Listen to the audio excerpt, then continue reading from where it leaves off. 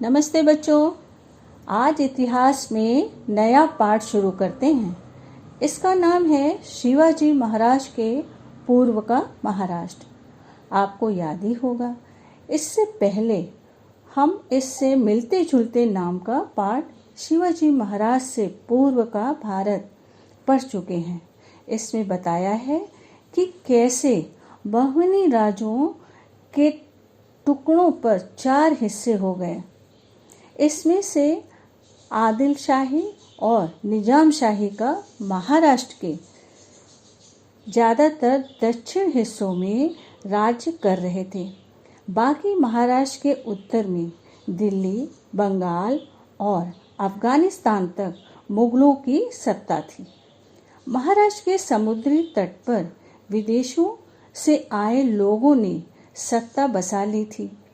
कोंकण में समुद्री तट पर अफ्रीका से नौकाओं में आए सदी कब्जा कर रखा था।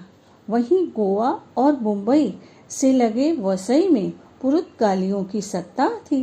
सभी आपस में लड़ रहे थे। माहौल असुरक्षा का था।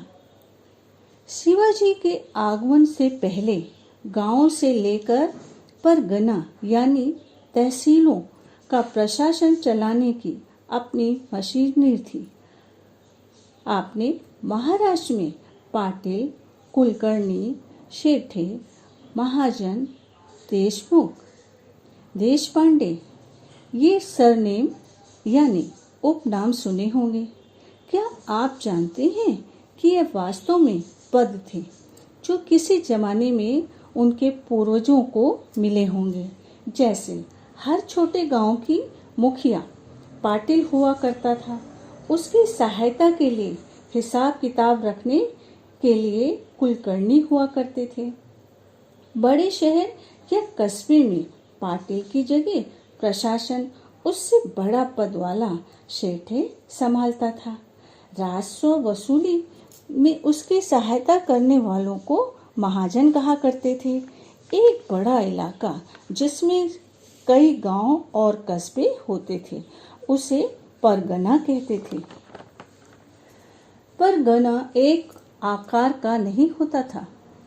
कुछ परगना बड़े होते थे जिनमें बहुत सारे गांव और कस्बे होते थे। जैसे पुणे परगने में 209 गांव थे। वहीं इससे लगे शिववल परगने में 40 गांव थे। हर परगने का प्रमुख देशमुख होता था, बिल्कुल वैसे ही जैसे गांव में पाटिल होता था।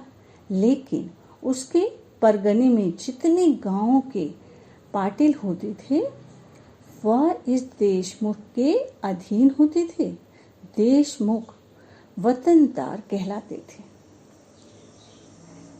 इस तरह सभी गांवों का हिस्सा रखने वाले परगने के सभी कुलकर्णियों का प्रमुख देशपांडे कहलाता था। वतनदारों का अत्याचार।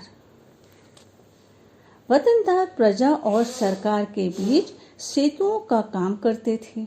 वे प्रजा की संकटकालीन मांगों को सरकार के सम्मुख रखते थे। वतनदार अपने अधिकारों का दुरुपयोग करते थे। वे निर्धारित से अधिक लगान प्रजा से वसूल करके सरकार के पास नहीं जमा करते थे अथवा विलंब से जमा करते थे। बच्चों, अब आगे देखिए। ईस्वी सन 1630 में अकाल का दुष्परिणाम। अनाज की भयंकर कमी हो जाने के कारण लोगों में हाहाकार मच गया। कृषि व्यवसाय और उद्योग धंधों के नष्ट हो जाने के कारण आर्थिक व्यवसाय रुक गया। लोग देश निकाल हो गए। जनजीवन अस्त व्यस्त हो गया। मध्ययुगीन काल में समाज में उत्पन्न हुए दोष। अंधविश्वास उत्पन्न हुआ। कर्मकांड बढ़ गया। समाज भाग्यवाद के अधीन हो गया। प्रयत्नशीलता नष्ट हो गई। अब बच्चों देखिए, वारकरी पंथ। समाज के विभिन्न वर्गों में संत अस्तित्व में आए। पंढरपुर संत आंदोलन का केंद्र था और विठ्ठल उनके देवता थे। भजन, कीर्तन, सहभोज काला के माध्यम से संतों ने समाज में समानता का प्रचार किया।